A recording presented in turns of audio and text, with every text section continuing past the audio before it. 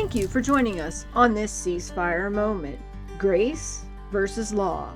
We're continuing to look at the commandments and what ones we're able to keep and what ones we may no longer be able to keep.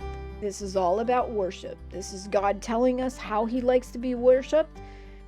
Do not test Yahweh by doubting or rebelling. Do not worship Yahweh in the ways of God worship, the worship of false gods. That's another interesting one, because basically what that one meant was that don't take a form that was used to worship another god, twist it, turn it around, and make it a way to worship Yahweh. And if we look at our traditions of Easter and Christmas, we would find that that's exactly what has happened.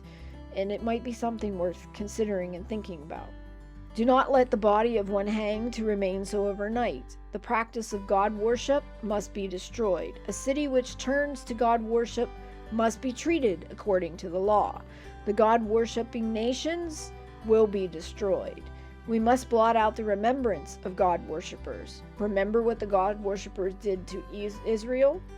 Do not trust in any power but Yahweh. Do not make images of gods to be worshipped. Do not take on the characters of gods. Do not make gods out of anything. Do not bow down to any false god. Do not worship, serve, obey, not follow the ways or laws of a false god. Do not sacrifice children to any false god. Do not seek after mediums. Do not seek after familiar spirits. Do not seek to learn the ways of the false god in order to follow them.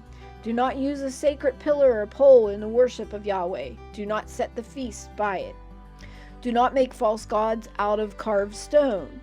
Do not worship Asher, the queen of heaven. I haven't looked into that one, so I'm not sure who or what that's referencing. Do not vow or worship in the name of a false god. Do not teach or entice any community. Do not teach or entice any individual to worship false gods. Do not listen to anyone who teaches or practices God worship. Do not give to anyone who teaches or practices God worship. Do not pity anyone who teaches. Do not spare anyone who teaches. Do not conceal the fact when someone tries to teach anything about God worship. False god. This is all false god. Do not lust after wealth of the false gods. Do not rebuild that which has been devoted to God worship. Do not make use of property used for God worship. Do not bring God worship into the sanctuary of Yahweh. Do not teach in the name of any false god. Do not teach or prophesy falsely in the name of Yahweh. Do not listen to one who teaches in the name of any false god. Do not reverence one who teaches in the name of any false god. Do not imitate the ways of God worshippers. Do not practice foretelling, astrology, foretelling the future, sorcery, magic, witchcraft. Do not consult with demon spirits. Do not attempt to contact the dead, for they know nothing. Women must not wear a man's holy garments. Men must not wear a woman's holy garments. Do not tattoo yourself. That one, you need to do a little more study, and it's not really about do not tattoo yourself. It's more about,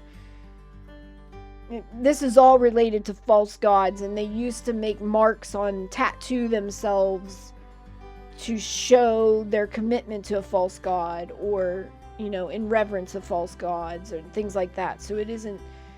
This concludes this episode of this ceasefire moment. Thank you for joining us, and we hope you learned something.